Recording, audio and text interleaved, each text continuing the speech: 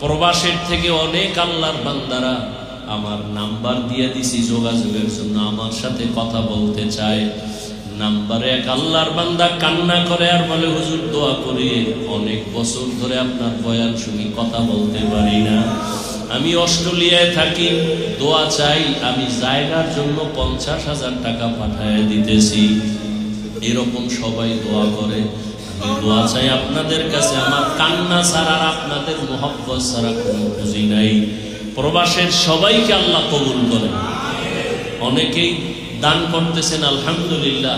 প্রবাসের সবাইকে আল্লাহ পাক, আমার ভাই বোন যারা চাকরি করে ব্যবসা করে, আল্লাহ বরকত দান করেন। দেশের অনেক ভাই দোয়া করতেছেন, সহযোগিতা করতেছেন। এই জায়গায় মাদ্রাসা চোখের পানি ছাড়া আর আপনাদের মোহাব্বত ছাড়া, দোয়া ছাড়া কোনোদিন কামিয়াব হওয়া, সফলতা অর্জন করা সম্ভব না। আল্লাহর কাছে বেশি বেশি দোয়া করবেন। এই রমজানের মাস আল্লাহ পাক এই জায়গার টাকার ব্যবস্থা করে দেন। আমার প্রবাসে যারা কলিজা দিয়ে মোহাব্বত করেন, আল্লাহ সবাইকে কবুল করেন। আল্লাহ পাক তাদেরকে হেফাজত করেন। আল্লাহ পাক তাদের রুজি রোজগারে বরকত দান করেন। বেশি বেশি দিনের কাজে সহযোগিতা করার তৌফিক দান করেন।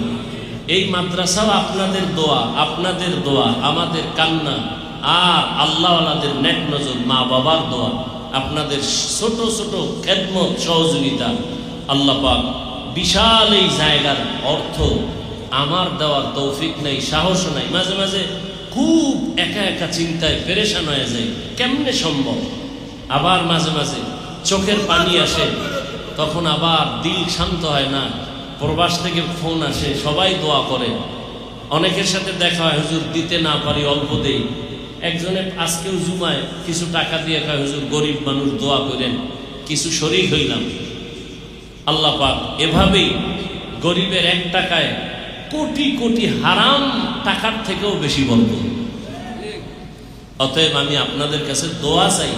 আমার পুঁজি 2টা, এই বিশাল সমুদ্র পাড়ি দেওয়ার জন্য। আল্লাহর কাছে কান্না আর এ দেশের বিদেশে প্রবাসে সবার আমার কলিজার মোহাব্বতের ভাই বোনদের দোয়া। এই মোহাব্বত আমার পুঁজি, আমার সাহস। ইনশাআল্লাহ 1 বছর টাইম আমরা পেয়েছি, সমাধান হয়ে যাবে। আল্লাহ কুদরতের রাস্তা খুলে দিলে 1 সেকেন্ডও লাগবে। আল্লাহ পারেন না? আল্লাহ পারেন। দোয়া চাই। আজকে দোয়া কবুলের সময়, রোজার মাস, সবাই একটু মোনাজাতে সব সময় দোয়া করবেন। আল্লাহ পাক যেন এই বিশাল অর্থের ব্যবস্থা করে দেন। প্রায় 20 কোটি টাকার টার্গেট নিয়ে আমরা ময়দানে নেমেছি। মোটামুটি আমরা 75 লক্ষ টাকা দিয়েছি। আরো অনেক টাকা প্রয়োজন, আল্লাহ যেন ব্যবস্থা করে দেন। তো এরপরে আপনারা তো জানেন, যারা সব সময় আসেন, ছাদ ঢালাই দেওয়া দরকার। ছাত্র অনেক বেশি, জায়গাও দিতে পারি না।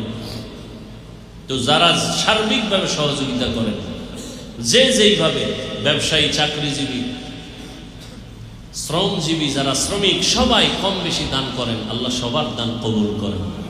দানের বরকতে, হায়াতে, ইজ্জতে, রিজিকে আল্লাহ বরকত বাড়ায় দেন। দেশে বিদেশে যে যেখান থেকে সহযোগিতা করতেছেন, আল্লাহ সবার সহযোগিতা কবুল করেন।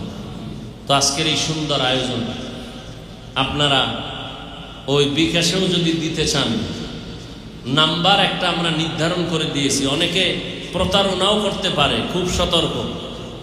কারণ আজকে জুমার মসজিদে বলেছিলাম, ইসলাম নিয়ে যত চালাকি আর ভণ্ডামি বাংলাদেশে চলে, সারা দুনিয়ায় চলে কিনা সন্দেহ। তো যাই হোক, নির্দিষ্ট নাম্বারও দিয়েছি।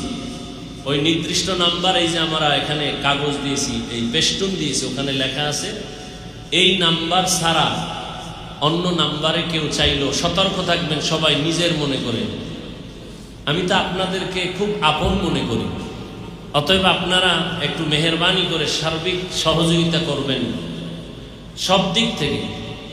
এই নির্দিষ্ট নাম্বার, এবং আমি একটা টাইম দিয়েছি, কেউ যদি ডাইরেক্ট আমার সাথে কথা বলতে চান, মাদ্রাসার জমিনের সহযোগিতার ক্ষেত্রে, অন্য ক্ষেত্রে না, যে হ্যাঁ মাদ্রাসায় কিছু দান করবেন, ডাইরেক্ট আমার সাথে কথা বলতে চাইলেও নির্দিষ্ট এই নাম্বারে একটা টাইম দেওয়া আছে। ওই টাইমে আমার সাথে ডাইরেক্ট কথা বলতে চাইলে আমি ইনশাআল্লাহ কথা বলবো।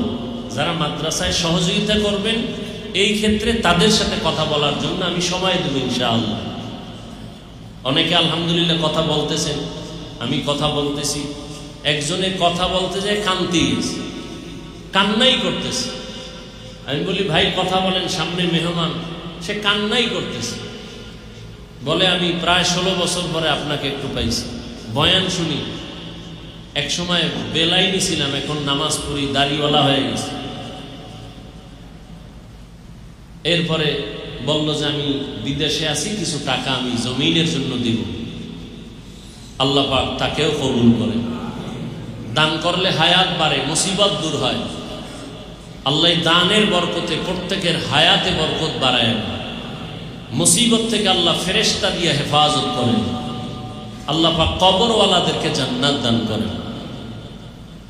তবে আমি সব জায়গায় এ কথাটা বলি, যারা দান করবেন খবরদার না দেওয়ার নিয়তে মিথ্যা ওয়াদা করবেন না, শুধু শুধু গুনাহগার হবেন না। যারা মাহফিল নিতে আসে খুব মোহব্বতের, বলি ভাই একটু যদি এদিকে নেক নজর দেন, মাহফিলে তো যাবো আলহামদুলিল্লাহ, একটু সহযোগিতা মাদ্রাসার জন্য আলাদা করবেন। প্রায় 1.5 কোটি টাকা, 1.5 কোটি টাকা আমি এই মাদ্রাসার পিছনে দেওয়া আমার নিজের থেকে, হিসাবের খাতায় যা দান করি সেটা আলাদা। আমি যে ওয়াজে গেলে মুসাফা করি, টোটাল মাসে 1.5-2 লাখ টাকা হয়, সব মাদ্রাসায় দান করে আমি রসিদ কেটে নিয়ে যাই দান।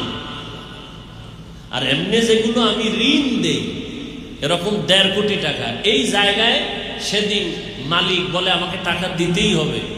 এক পর্যায়ে আমি নিজে 28 লক্ষ টাকা নিজের থেকে দিয়া জায়গা, এরপর মালিকের ঠান্ডা করছি, দিতেছি, আল্লাহ দিতেছেন, ঋণ হিসাবে বলছি নিয়ে নেন। তা আপনারা দোয়া করবেন আল্লাহ রিজিকে যেন বরকত দান করেন, এই বরকত থেকে কেউ যেন আমরা বঞ্চিত না হই।